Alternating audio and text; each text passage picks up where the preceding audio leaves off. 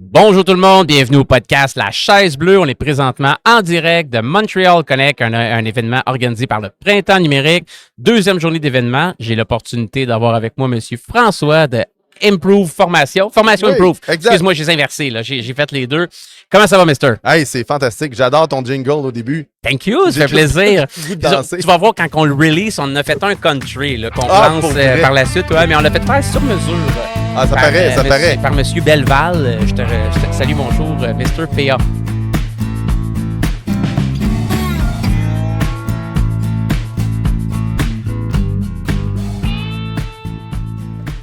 Écoute, François, je pense que tu viens de faire un panel de discussion. Oui. J'ai malheureusement pas eu l'opportunité d'y aller, d'y assister. On avait d'autres podcasts ici qu'on faisait. On pourrait y retourner, mais tu sais, first thing first, peut-être, j'aimerais pour l'auditoire, c'est la première fois qu'on te reçoit ici à la Chaise Bleue. J'aimerais que tu puisses te présenter, mais plus en mode un peu background, d'où tu viens, t'es qui, puis après on tombe dans le business, puis les autres sujets plus techno par la suite. Mais je suis un curieux de connaître l'individu Parfait. avant l'entreprise. Alors, grosso modo, moi, je suis un autodidacte. Alors, j'ai été pendant des années dans le domaine artistique, bizarrement, donc complètement ailleurs. J'étais un danseur professionnel en contemporain OK? et ballet jazz et de comédie musicale. Tu vois le genre? Quand même, OK. Donc, jusqu'à 20 ans, puis j'ai décidé, je voulais avoir une famille assez jeune, donc je me suis dit ça, ce mode de vie bohème ne me convient pas. Mhm. En parallèle, j'étais dans la naissance des technologies mobiles avec, Quelle année ça à peu près? Là? on parle de 95-96. OK. Donc là, les premiers usagers de BlackBerry, moi j'étais à ce moment-là chez Cantel AT&T, ceux qui sont assez vieux pour se rappeler de ça. Je m'en rappelle pas, là, mais Alors, je suis pas loin. Alors, le lancement du BlackBerry, moi j'étais dans les premiers usagers au Canada. OK. Et à travers mon rôle là-bas, j'ai commencé à justement éduquer les gens à utiliser la technologie. Donc, je me suis rendu compte que j'étais un bon formateur, je suis un bon vulgarisateur de technologie. OK. Donc, on faisait des implantations de ces flottes-là. Je me suis occupé Tes appareils BlackBerry comme tel. entre là. autres. Là, OK. puis après ça, je me suis rendu compte que j'aimais ce domaine-là. J'ai eu une courte époque où j'ai eu un cancer à 27 ans. Puis là, ça m'a fait pause OK. littéralement dans ma carrière pendant un an. J'ai dit, qu'est-ce que j'aime faire dans la vie? Je vais retourner. Puis je me suis rendu compte que la formation, c'est l'espace qui, pour moi, m'allume complètement. OK. Puis la vie nous amène des choses. Donc, je suis revenu, j'ai quitté l'emploi, j'ai rencontré quelqu'un qui faisait la formation sur Microsoft Outlook qui est connecté au BlackBerry. Absolument, OK. Puis là, de fil en aiguille, j'ai commencé à former sur cette technologie-là. Sur Outlook et Sur BlackBerry. Outlook, tout simple. Puis en 2010, j'ai fondé les formations Improve. OK. Je me suis lancé sur la formation de Microsoft et Tu donnes des formations sur Teams, First SharePoint. exact, tout Ben, ça. Pour vrai? Ah oui! Wow! T'as pas Donc- idée du nombre de demandes que je reçois à chaque mois pour ça? C'est ça. Puis nous, la différence, C'est bon. c'est que moi, mon côté artistique, là, justement, il est apparu là-dedans en disant François, c'est intéressant comment tu formes. Puis en plus, j'ai le côté humain. Mhm. J'ai mentionné le cancer, pas pour faire pitié, mais pour Non, non. dire que ça fait partie de mon Ça fait réfléchir, mon parcours là. de vie. Mhm. Puis j'ai commencé à donner des cours de gestion du temps, d'efficacité, avec cette espèce de puissance-là. Moi, mon but dans la vie, là, c'est d'aider les professionnels et les gens à réaliser l'importance du temps dans leur vie.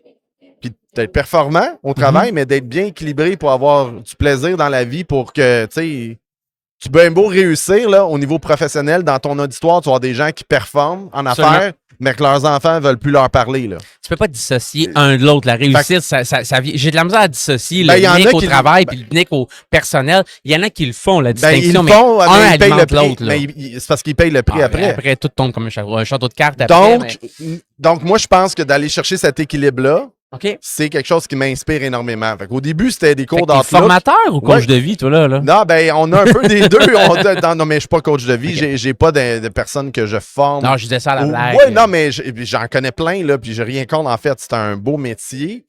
Mais il y a beaucoup d'éducation à faire avant de parler de te coacher. C'est comme si tu t'en vas faire un cours de tennis. Oui. Mais avant de te coacher, fais tes cours débutants, intermédiaires, puis à un moment donné, pense à aller payer un coach. Mais Privé par la suite. si tu n'as jamais suivi le cours de gestion du temps, puis Mhm. d'efficacité, puis de technologie, va apprendre ça en premier. Puis après ça, si tu as des blocages ben, tu iras voir quelqu'un qui va te coacher. Spécialiste. Puis ça peut être des coachs en affaires. Il y a des gens qui, tu sais, c'est un métier qu'on peut apprendre puis qui peut être excellent. Puis nous, on a plein de coachs qui nous réfèrent. C'est-à-dire que va apprendre chez Improve en premier. OK. Puis après, moi, te coacher sur ce sujet-là. Donc, donc j'ai fondé ça en 2010. Puis avec le temps, ben, on a élargi l'offre de service. Et là, on est 12 employés. On a formé plus de 50 000 personnes. On a 400 compagnies qu'on a formées. Quel type de coach tu m'as nommé un petit peu tantôt, Outlook? Ben, Teams, Microsoft, c'est un des gros blocs parce que ça fait partie du quotidien de 90% des gens qui ont un ordinateur vont utiliser Microsoft. En entreprise. En entreprise. Il y a très peu qui utilisent Google Workspace. Là, c'est l'exception. Ouais. Donc, il y a eu une vague maintenant, puis là, ça s'estompe, on dirait, ça revient beaucoup. Sais-tu pourquoi? Avec la pandémie, Teams, l'utilisation.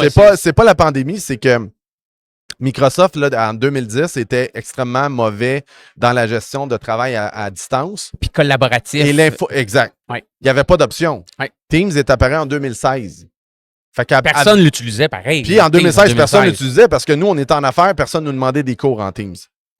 Dès qu'est arrivée la pandémie, ça a juste explosé. Puis là, la partie... Les Google Sheets, tout le monde tripait là-dessus. Oui, exactement. Puis là, quand tu réalises que les gens vont dans Google Sheet, puis là, ben, je l'aime pas, Google. Le Google Sheet, là, il est pas bon par rapport à Excel. Ben, les gens font, ben là, je peux maintenant travailler en collaboration dans Microsoft. Ça ressemble à quoi? Mm-hmm. Bon, fait que nous, c'est ça qu'on fait. Donc, on donne l'éducation à des professionnels qui ont l'outil, mais qui l'utilisent à 10% de potentiel. Nous, on l'amène à 30, 40, 50 et plus.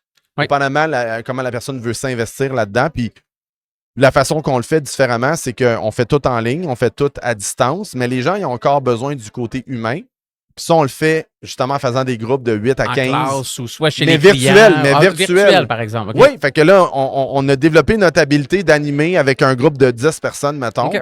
On fait des heures et demie. On fait jamais de cours d'une journée. Fait qu'il y a des... Tu peux pas faire ça. Ben, l'attention span, là. Ben, c'est-à-dire que si tu regardes nos compétiteurs, il y en a plein qui le font. Ils font des demi-journées, des journées complètes. Ça, c'est quand tu vas au cégep, puis tu reviens de là, puis tu te dis, le café était mauvais, puis je suis pas sûr qu'est-ce que j'applique, mais tu t'en vas directement vers ma prochaine question. Tu sais, il y a deux types de cours dans ce milieu-là, j'ai l'impression. Il y a le cours très théorique. Que je vais, il va y avoir un syllabus de cours, puis tu sais, je vais apprendre des technicalités, puis à moi, le burden d'appliquer ça dans mon travail par la suite. Ça, c'est correct, ça en prend. Il y a d'autres types de formateurs qui vont aller voir, OK, attends une minute, là. Teams, c'est dans ma vision, je ne suis pas un formateur Microsoft, mais Teams, dans ma tête, c'est une visionneuse. Tu peux voir n'importe quoi dans l'univers Microsoft. Tu peux voir dans ton SharePoint des fils de discussion, un document. Là, tu peux partir un vidéo conférence. En tout cas, j'arrête, mais... Il y a une stratégie d'entreprise à mettre en place pour l'utilisation des outils Microsoft. Est-ce que dans votre service, il y a aussi un service conseil de voir, tu sais, des fois, les structures de communication sont différentes. De dire à l'équipe de travail, hey, tu devrais te rencontrer, là, à tel moment, on fait un fil de discussion pour ça, puis maintenant, notre gestion documentaire, là, c'est de même qu'on va le faire parce que on travaille de cette façon-là avec nos clients. Allez-vous personnaliser les formations pour l'utilisation propre ou si c'est des syllabus de cours que là, mettons, je pars le cours, puis tac, je peux te faire ça pendant 4 heures, toujours la même affaire. T'es où entre les deux mondes? C'est merveilleux. Nous, on est carrément... Je dirais plus dans le côté personnalisation, mais on fait le mix des deux. C'est-à-dire que si moi, je suis un conseiller ou tu vas chercher une personne qui va être consultant, qui va te dire voici comment tu fais ta gestion documentaire, mettons ça. Il y en a plein qui font ça. Ben, une fois que tu as déterminé ta méthodologie, ben, il faut que tu formes ton monde. Tu n'as pas le choix. Puis ces gens-là ne sont pas nécessairement formateurs, ils n'ont pas la séquence pour le faire. Nous, on va faire le mix des deux. Ça veut dire qu'on va... Par exemple, expliquer les canaux dans Teams, puis après ça, on va dire, ben écoute, c'est quoi la philosophie, comment tu devrais structurer tes canaux, puis on va faire un peu des deux. Là, les gens, soit vont prendre ça, puis ils vont l'exécuter à l'interne en faisant leur groupe et leur séquence, ou ils peuvent dire, hey, on peut-tu faire un workshop dans un mois, une fois qu'on a appris la mécanique, comment est-ce qu'on l'implique, on l'applique, ben là, on a besoin d'un peu de support, mais on va pas être là pendant des mois. On va être là juste pour faire un kickstart pareil. Là. Exactement. Donc, on facilite l'auto-apprentissage. Puis nous, l'analogie qu'on utilise dans Teams, si tu vas l'aimer, la visionneuse, je l'aime, je l'avais jamais entendu celle-là, mais nous, on utilise l'analogie du centre d'achat. OK. C'est-à-dire que tu rentres dans Carrefour Laval, ben tu rentres, puis tu as un Simons, tu as un Labé, ben quand tu rentres dans Teams, tu rentres par Teams, puis là, tu peux aller voir Word, Excel, tu peux aller voir SharePoint. T'es ça tout, c'est ça. Fait que tu rentres sur un gros centre d'achat de toutes les applications de Microsoft, mais aussi tu peux connecter à d'autres applications. Il faut que tu saches magasiner, par exemple, parce voilà. que tu peux te perdre puis tu peux rien trouver là-dedans Ben, aussi c'est ça. quand tu rentres. Puis là, les gens, ils ne connaissent presque pas le potentiel de ces outils-là. C'est ça qui est fascinant. C'est que là, tu vas rentrer dans les entreprises, les gens sont capables de faire organiser mieux leurs rencontres, de mieux concilier l'agenda de leurs collègues, faire la séquence d'un projet, gérer les tâches. En tout cas, écoute, là, ça finit plus. Ah, ça finit Donc plus, là, tu rentres là-dedans, c'est un univers que tu veux t'éduquer, mais tu veux le faire d'une façon qui est comme graduelle. C'est pour ça que nous, on fait nos cours, c'est 1h30. C'est 1h30 live. Oui. On lance des concepts, on te donne le goût d'apprendre, puis après ça, il y a des vidéos de 5 minutes, littéralement. Là. Okay. Sous la forme de parcours un peu. Oui, puis que tu fais à ton rythme, puis il y a des gens qui se tapent ça comme une série Netflix, là, qui vont dire je vais écouter 10 vidéos en rafale pendant 1 heure. Puis là, ils pratiquent, ils font pause, ils recommencent. Puis là, tu n'as pas l'impression de déranger les autres. Là, des fois, tu as tout le temps le gars de TI dans la place qui sait tout. Ben, il va aller valider les trucs, il va aller les regarder en accéléré, puis il va s'assurer que tout est aligné à la compagnie. Fait qu'on travaille en collaboration. Puis ça, c'est vraiment une formule qu'on a lancée d'urgence pendant la pandémie, parce qu'on ne pouvait pas rencontrer le monde. Puis finalement, ça a tellement bien marché. Ça roule encore, ça. Qu'on fait plus on n'en fait plus. Okay. La personne qui dit, moi, là, je veux que tu viennes former Outlook et Teams dans une compagnie. Ça, là, ben, il n'y a plus de valeur. Je vais dire, écoute, tu vas réserver une salle, tu vas mettre tout le monde avec un laptop. Puis là, je vais leur bourrer le crâne pendant une journée.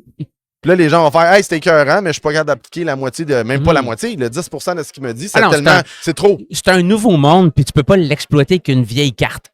Fait que, tu sais, tout a changé, il y a eu une brisure, fait qu'on s'adapte au reste. C'est qui ton client type? Ben, notre clientèle principale, on a 5 marchés qu'on a identifiés qui est 80% de notre business. Un, c'est majoritairement des PME, 50 à 500 employés, là. Puis souvent des entreprises qui n'ont pas de ressources humaines ou les ressources humaines débordées, qui n'ont pas le temps d'organiser des formations. Donc, nous, c'est là qu'on est le plus efficace parce qu'on a une équipe de coordination qui prend ça en charge puis qui fait... Tu peux parler avec le comptable ou la personne de TI qui en prend soin. Tout ça. Exactement. Après ça, ben, les marchés cibles, c'est le municipal. On a beaucoup de villes qui font affaire avec nous parce que souvent, on ne parle pas de ville de Montréal, mais on parle de plus petits... des villes de peut-être 10 à 50 000. La Chute, name it. On en a plein. Ensuite, on a le secteur de la construction qui a un gros retard technologique. Donc, nous, on peut former des gens qui sont dans ce domaine-là. Oui. Puis, on a le langage, on a les exemples, etc. Fait que construction, c'est un des gros secteurs. L'agroalimentaire. Ensuite de ça, on a les services financiers puis les services professionnels. Ça, c'est 80% de nos clients. Mais on élargit. Après ça, vous êtes ouvert d'esprit s'il y en a d'autres qui arrivent. On a Radio-Canada, c'est un de nos clients. On a Soulbase, on a plein de gros joueurs, mais souvent, c'est des gens qui veulent être plus agiles que d'avoir des gros programmes structurés. Puis, mais les gros programmes structurés, souvent, c'est pas assez adapté, puis tu viens qu'investir tellement de ton temps pour ce que ça génère comme valeur. Fait que souvent, tu es mieux quelque chose de beaucoup plus adapté, plus rapide, mais que tu as des quick wins, puis tu développes l'autonomie ou le côté autodidacte, comme tu m'as dit que tu avais d'entrée de jeu. Puis ce que j'adore de votre offre de service, moi, j'y crois profondément que ça devrait être dans les premiers stages de transformation de l'entreprise à l'ère du numérique, d'aller se former. C'est là où tu travailles beaucoup, c'est dans ce que je vais appeler la culture numérique. Exact. Tu as beau acheter le meilleur Microsoft ou Teams ou Excel du monde ou ERP, name it, mais si tu n'es pas capable de faire en sorte que tes équipes l'utilisent puis génèrent de la valeur pour les clients, ben, tu as dépensé de l'argent. C'était pas un investissement. Tu perds de l'argent, en fait, parce que ton employé qui pourrait faire la tâche en 20 minutes, il prend 2 heures. Puis 2 semaines plus tard, il se rappelle plus il est où le document, fait qu'il perd une autre heure pour le chercher. Ça peut aller assez... Écoute, je te dirais, là, je vais aller vraiment basic, là, mais quand on donne des formations là, dans les secteurs que je t'ai parlé, là, des fois, je vais juste dire, OK, qui ici comprend c'est quoi l'info nuagique, là, le cloud? Oui. 80% ne sont pas capables de me l'expliquer. Fait que là, imagine, tu installes une solution cloud, puis t'expliques, voici, on va mettre un ERP, tada, puis la personne ne comprend pas le cloud. Fait que là, essaye de comprendre ce que tu essaies de pousser. Là. Fait qu'il y a ça, là, juste de dire à des gens, OK, c'est quoi un gig d'information versus des megs, là, les gens? Je te dis, aujourd'hui, là, si tu vas dans la clientèle 40 ans et plus, tu as à peu près une personne sur 3 qui n'a aucune idée, qui ne peut pas t'expliquer ça. Fait que tu vas dire, hey, t'as 10 gigs d'espace, ils te regardent, La personne le sait qu'elle devrait le savoir, mais est gênée de le demander, donc elle ne le demande jamais. Ah, t'as le syndrome de... Tu sais, c'est un des grands freins à la transformation numérique, je pense, c'est le syndrome de l'imposteur. Puis la peur aussi. La peur, Parce 100%. que c'est fou. C'est une révolution à l'heure actuelle, mais première étape, on se doit d'éduquer les gens. J'adore ça que vous repartez basique, puis souvent créer un langage commun, puis laisser la chance à tout le monde de participer à son plein potentiel dans un projet de transfo numérique. Là, c'est en débutant avec la formation de base. On fait des formations de base, d'autres aussi, pas à votre niveau. Là. C'est pas ça la raison d'être de GLM, mais je trouve ça génial de savoir qu'il y a d'autres entreprises qui sont dans ce domaine-là. Tu as donné une conférence tantôt. En fait, j'étais panéliste. Là, on était 4 sur le panel, puis donc on était presque 1 heure à avoir des conversations sur l'intelligence artificielle, imagine, tu parles de cloud, les gens ne comprennent pas l'info nuagique. Là, tu ajoutes la couche d'intelligence artificielle. Là, t'es père. Tu viens de complexifier le tout. Mais j'imagine qu'ici, à l'événement, les gens qui assistaient devaient être assez allumés, pareil. C'est clair. Fait que là, moi, c'était pas mon public cible. D'une certaine façon, c'était des gens qui sont super allumés sur la technologie, des gens qui l'utilisent déjà. Mais c'est ça le problème, c'est que là, les compagnies installent ça. C'est ces gens-là qui l'installent en passant. Fait que là, tu as des gens qui sont spécialistes de TI en entreprise qui font let's go, on installe ces plateformes-là. Oui. Puis là, tu as la personne qui dit ben là, moi ça me fait juste peur, ça. Puis là, qu'est-ce qu'ils vont se dire à l'intérieur? Ils vont dire moi, je suis pas bon avec l'informatique. Fait qu'imagine, tu essaies d'enseigner quelqu'un l'intelligence artificielle qui se dit lui-même moi, je suis pas bon en informatique. Ah non, tu peux pas. Là, tu frappes un mur. Fait que là, c'est la gestion du changement. L'humain qui doit dire, OK, mais si tu le sais pas, c'est comme le gars qui était dans la construction des années 40 avec sa pelle. Puis là, tu fais, regarde, il y a une pelle mécanique là, qu'on va installer dans le mois prochain. Puis le gars, s'il apprend pas la pelle mécanique, il perd sa job dans les 5 prochaines années. Là. Mais c'est un peu ça qui arrive en technologie. Il a peur là. de la pelle. Puis il a encore plus peur de perdre sa job. Les deux combinés. Là, fait qu'il y a une peur qui est là, qui est paralysante presque. Oui. Puis quand tu te dis je serais pas bon là-dedans, comment tu penses que tu rentres dans le cours? Alors, tu t'en vas dans la finale de la Coupe Stanley puis tu te dis sur la patinoire, je vais perdre. Ben ouais, je la gagnerai pas. C'est sûr que tu vas perdre. Tu ne gagneras pas. Le mindset, ça change tout dans l'esprit des gens. Qu'est-ce que vous apportez au niveau de l'intelligence artificielle? C'est un peu le même principe qu'on a parlé tantôt, j'imagine, avec Teams, au niveau de démocratiser ça, rendre ça accessible, le simplifier. Comment est-ce que tu nous synthétiserais l'intelligence artificielle? C'est quoi? Ben, l'intelligence artificielle, dans le fond, quand tu vas parler à des spécialistes, ils vont te parler d'algorithmes, ils vont te parler de machine learning, tous des termes. Oui. Qui sont intimidants pour quelqu'un qui ne connaît pas les termes scientifiques, mettons. Là. Donc, moi, ce que je vais expliquer à quelqu'un, je vais dire l'intelligence artificielle, dans le fond, c'est des ordinateurs qui ont appris à mimer ce qu'un humain ferait. Tout simplement. Fait que c'est un perroquet, mais hyper performant. Puis le perroquet, ben, il y a 160 de QI maintenant quand tu lui donnes des problèmes. Donc, un perroquet qui a toute la connaissance humaine a accès à ça. Tu parles de ChatGPT, par exemple, ou Claude, ou tous les outils grand public. Fait que les gens comprennent pas ça. Puis quand je fais une démo, là, les gens ne reviennent pas. Puis ils sont, excuse-moi le mot, le flabbergasté. Fiberglassé, ça, je l'ai Fait que quand tu arrives là, les gens, tu leur montres un exemple personnel. Là, ça les fait ouvrir le « Oh my God, ça peut faire ça ». Puis là, tu vas dans le professionnel où si tu as une grande expertise dans un domaine, tu peux juste utiliser ton expertise pour aller pousser plus loin. Puis c'est comme si tu avais 2-3 assistants qui accélèrent ton travail. Mais là, il faut que tu saches le guider. Il faut que tu saches comment lui donner des commandes qu'on appelle des prompts. Puis nous, c'est ça qu'on fait. Donc, en 1h30... Tu vas aller former les gens comment prompter un AI, là, comment l'utiliser. De base. Fait que là, j'ai Sylvie qui n'a jamais touché à l'AI de sa vie. 3 heures, donc 2 ateliers d'1h30 plus tard, elle va être à un niveau qui va dépasser 80% du monde dans l'utilisation. Tu sais, c'est... Puis moi, j'étais un peu vendu, là. Tu sais, j'étais un tripeur de technologie, c'est clair, mais je t'écoute parler, puis c'est un non-sens quasiment que toutes les entreprises n'aient pas de l'avant avec ce type de formation-là. Tu sais, tant qu'à moi, l'AI, j'aime ta définition. C'est sûr que l'AI va aller prédire ça va être quoi le prochain mot. Tu sais, va tenter d'imaginer d'être le plus proche du prochain mot. Il va deviner des choses, qu'est-ce que ça devrait être, mais ça a le potentiel, je pense, de créer des super-humains. Puis de faire en sorte que l'humain je suis aujourd'hui, parce que un transformer avec ça. En fait, je vais te donner un exemple, OK? Concrètement, pour que tes auditeurs comprennent la portée. Là. Moi, je fais de la formation et je bâtis des plans de formation. T'entends? Oui. Fait que quelqu'un, dans le temps, là, on parle dans le temps, on parle de 2 ans, là, on parle pas de 8 ans, là, puis disait « Hey François, fais-moi donc un cours de PowerPoint pour mon staff. » Ben avant, j'allais dans le logiciel, je colligeais un peu toute l'information qui existait dans le marché. Ta compétence depuis 15 ans à faire Puis ça. là, c'est ça. Puis là, je me bâtissais un plan de cours, puis après ça, je proposais ça. Là, après ça, une fois que le plan de cours était bâti, je bâtissais le PowerPoint, puis je faisais les cahiers d'exercice, puis tout ça pouvait prendre 200 heures pour un cours. Partir de zéro, là, un cours prenait 50 heures pour 1 heure de cours. Mm-hmm. OK, ça, c'est de la pédagogie pour adultes, là, typique. Aujourd'hui, je vais faire le travail qui me prenait 50 heures, je vais le faire en 1 heure. C'est pas 5 fois plus vite, c'est 50 fois plus vite. Puis là, puis plus que ça, après ça, je vais dire, traduis-moi ça en anglais, puis il va me le faire en anglais intégralement, traduit à 95% de précision et de qualité.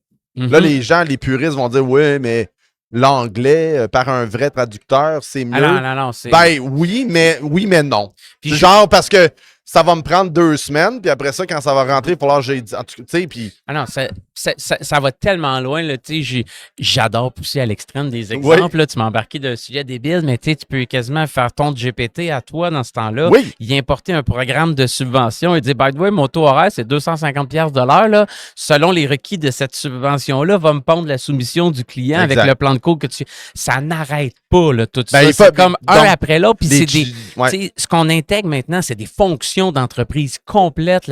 La gestion du savoir, c'est complètement changé. C'est un nouveau monde. Là, puis je pense que tout le monde, oui, devrait se faire former un minimum là-dessus. Comment toi, tu fais pour toi te former puis aller former les autres? Comment tu restes on top of your game pour ça? C'est quoi les rituels que tu as dans la vie pour rester au devant de ça? En fait, comme moi, il y a comme 3 niveaux pour moi de compétences en AI, en intelligence artificielle. Donc, tu as la compétence de gens que j'ai rencontrés aujourd'hui à côté, là, donc des chercheurs, des gens de l'université. Des data scientist level. C'est ça. Fait que ça, c'est 0,1% de la population. C'est des whiz. Là, puis, bon.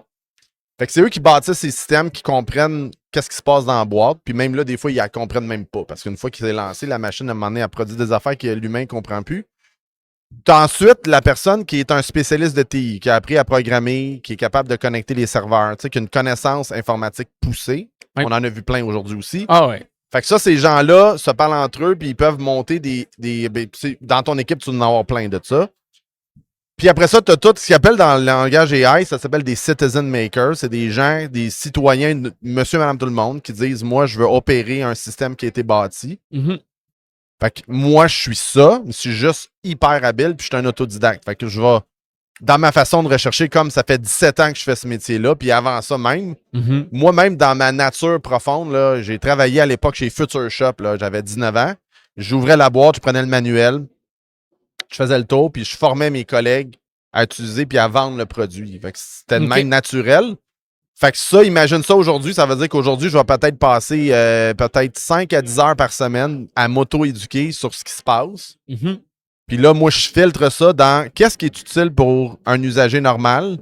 Fait que c'est sûr que si je fais 100 heures à faire ça, appuyé par ces outils-là, ben, je suis un super usager. Il a comme fait 1000 heures avant. Puis avant ça, ben, j'ai 17 ans d'éduquer les gens. Fait que moi, si je vais devant une caméra, ben, je vais être capable de l'énoncer d'une façon qui est le fun. Ah, tu le rends accessible au commun des mortels. Puis là, quelqu'un, en plus, comme j'ai été gestionnaire puis j'ai formé des milliers de personnes, ben, la personne a dit « Hey, moi, c'est ça mon métier. » Ben, moi, je vais dans mon expertise. Tu refais des liens dans quel domaine tu fais ça de même. Parce qu'après ça, quand tu donnes des exemples de prompts, de commandes, là, ben, si tu as des exemples concrets, c'est là que les gens allument. Tu fais, OK, toi, tu es adjointe exécutive. OK, fais-tu les minutes de meeting? Oui. Puis là, je pogne un exemple puis là, je fais un exemple devant eux, là, ils capotent. Ils alors, comme, ça... Man, j'haïs ça. En plus, ils m'ont dit, j'haïs ça faire ce job-là. Mais ça se fait tout seul maintenant. Là, tu as un beau, transcript, tu envoies ça là-dedans. Voici le prompt qu'il faut que tu génères.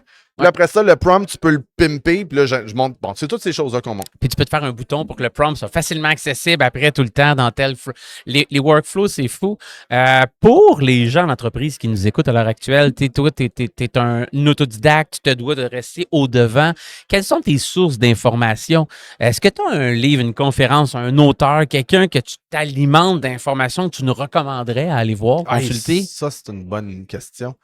J'en ai pas au Québec. J'ai correct. pas de francophone. On est des citoyens du monde. Là, Hey, c'est vraiment une bonne question. You Je l'ai pas. can tell me in English. Là, Non, mais par cœur, là, te dire ça, j'ai peut-être, tu sais, comme moi, honnêtement, il y a des gens qui crachent Tech news, TikTok. whatever. Mettons sur TikTok, là, il y en a qui vont cracher sur ça en disant c'est des gens qui dansent ou c'est du divertissement, ça dépend etc. qui tu suis puis tu regardes. Honnêtement. Ben voilà, là, mais c'est la réputation que TikTok a, c'est une source de perte de temps. Moi, j'utilise beaucoup TikTok, leur algorithme il est malade, sérieux. C'est le meilleur algorithme. Fait que si tu l'entraînes, puis moi je me suis créé 2 comptes. Fait que j'ai un compte parce que j'aime la danse. Je t'ai dit que j'ai déjà été un danseur professionnel. Donc, fait que j'ai un compte personnel où mes sujets sont pas mal plus divertissement, où c'est l'image de TikTok typique. Puis je switch, je m'en vais dans ma version professionnelle. Où moi-même, j'ai un compte TikTok, je partage des choses plus professionnelles. Puis là, ben, je m'éduque. Là, tu me fais penser, je devrais quasiment, justement, ceux qui sont intéressés, faire une espèce de survol de c'est quoi mes sources. Mais j'en ai à peu près 25 de différents à gauche et à droite, excellent. Mais je les connais pas par cœur. Puis là, moi, j'ai un côté TDA aussi où je consomme. Puis là, quand j'en aime un, ben là, je prends la vidéo. Un bout, puis là, je prends le script, là, je le mets dans ma machine à analyser. Je sors ce que j'ai de besoin. Puis là, ben, je peaufine mon truc. Ouais, c'est ça. OK, fait que là, si je comprends bien, il faut aller se créer un compte TikTok, mais professionnel, anonymisé on the side, pour aller s'éduquer puis chercher de l'information sur des AI. Puis ceux qui sont intéressés, ben là, puis quelqu'un qui est autodidacte, qui veut en apprendre plus, ben juste écrivez-moi. C'est comme, sur TikTok, c'est facile, c'est François.Soro. Dans LinkedIn aussi. Donc, contactez-moi, je vais vous les partager. Puis tu me donnes l'idée de créer cette vidéo-là de... Tu devrais. Voici mes sources, ceux qui veulent faire ça. C'est du partage, parfait. De toute façon, je sais que les gens, la réalité, c'est que la plupart des gens n'ont pas le temps de faire ça. Mais non. Fait que même si je le partage, le pourcentage... C'est ton métier de synthétiser des choses puis de les rendre accessibles rapidement aux gens en 1h30 de cours. C'est des recherches, des années d'expérience. Ça va vite, on est tous des gens occupés, fait que tout s'accélère. Exact. Moi, j'ai pas peur pour les gens qui me copient. À la limite, j'ai juste peur pour ceux qui n'ont pas d'idée dans la vie. Fait que n'ayons pas peur là-dessus. On s'entend là-dessus. On a la même philosophie parce que pour moi, c'est pas l'idée qui compte, c'est la qualité d'exécution. Puis pour exécuter quelque chose, ça prend tout ton temps. Puis il n'y a personne qui met du temps comme moi, je le mets sur ça. Pour ça Je le sais. Fait que la personne dirait, ben, je vais devenir comme François. Je dis, oui, mais j'ai juste 17 ans d'avance. C'est correct. Puis j'ai fait 3000 vidéos devant la caméra. Fait que t'as bien beau essayer de te mettre devant la caméra, mais ça ne donnera pas le résultat. Ouais. Ça, c'est clair. Écoute, tu façonnes un peu à ta manière à toi la formation des usagers de la tech en entreprise depuis un certain temps. Je me projette dans 5 ans. Oui. À quoi va ressembler le marché du travail? C'est une des questions que les gens se posent, que je rencontre quand on fait des plans de transformation à l'ère du numérique chez nos clients, qu'on se demande, les gens ont peur un petit peu, on en a parlé tantôt de la peur. Hey, là, tel job va changer. Comment vois-tu le monde du travail dans 5 ans évoluer? Ben, je suis pas un futurologue, puis c'est pas mon métier, je me prétends pas vraiment bon là-dedans. La seule chose que... T'as de l'air des opinions, pareil. Oui, j'ai quand même des opinions. Puis une chose que j'aime donner l'analogie aux gens, tu sais, je sais pas quel âge que tu as, moi j'ai 48. J'ai 41. Bon, on n'est pas loin, là, tu sais, c'est peut-être une micro-génération, une demi-génération de différence, mais quand je suis arrivé à l'école, on avait des calculatrices scientifiques. OK, oui. Puis théoriquement, tout peut se calculer. La mienne était solaire, en plus. Ben, en plus, fait que c'est ça.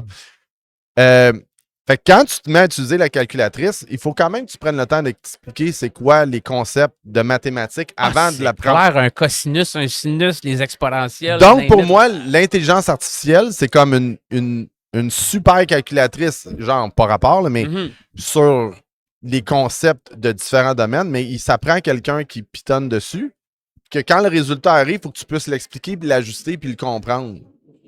Fait que les gens qui ont peur, c'est comme quand quelqu'un disait « Ouais, mais là, j'ai peur de que mes enfants ne comprendront pas les mathématiques parce qu'une calculatrice scientifique, ça n'a rien à voir. » C'est comme, donc, j'ai parlé à des gens qui sont spécialistes en intelligence artificielle, puis ils disent une des qualités les plus importantes aujourd'hui d'une personne, c'est d'avoir du vocabulaire et de comprendre les émotions, puis de comprendre les distinctions entre, mettons, la sympathie puis l'empathie, par exemple.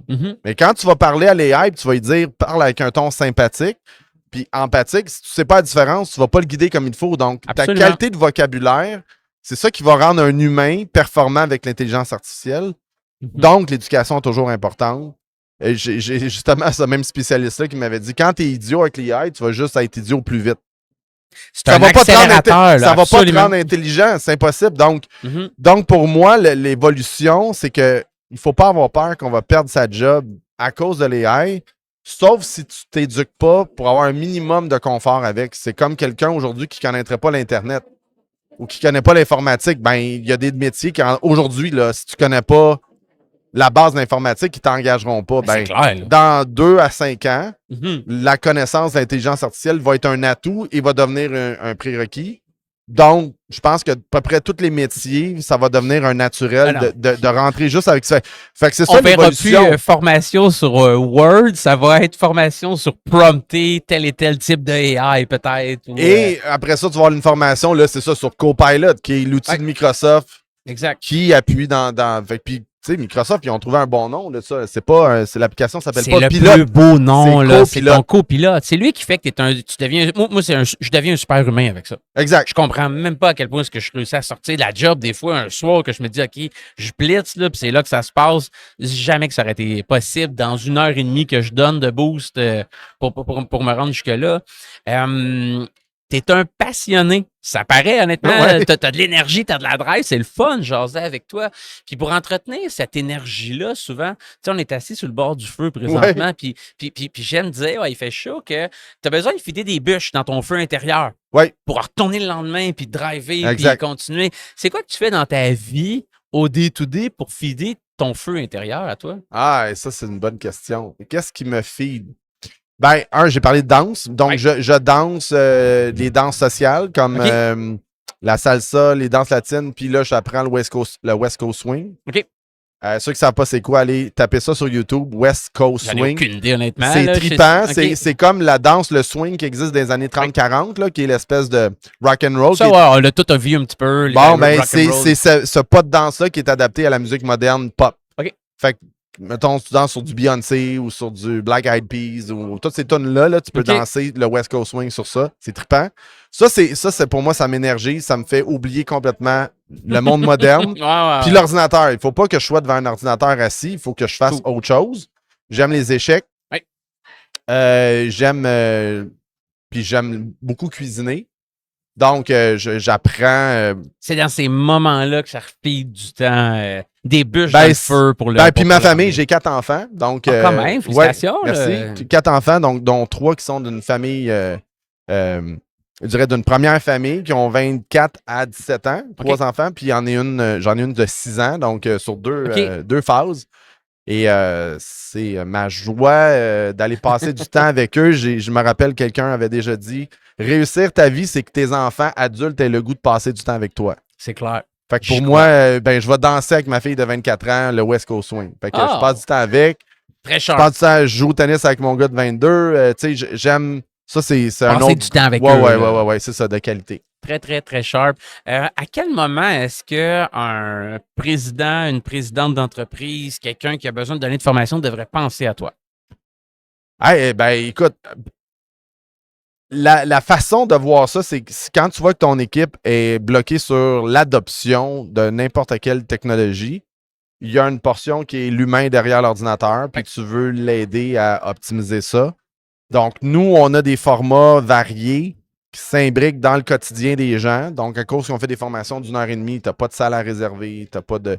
La logistique est simple. C'est de la dématérialisation quasiment. On n'a plus besoin de louer de salle, de scie, de projecteur. On se connecte. Là, pas le café avec les petits muffins, puis le parking, puis va au centre-ville, puis perds ta journée. Tout ça, c'est tout fini. Là. Donc, nous, les gens viennent chez nous, mais ils viennent pas chez nous. Ils sont chez eux, sont de leur maison, s'ils travaillent de la maison ou dans leur poste.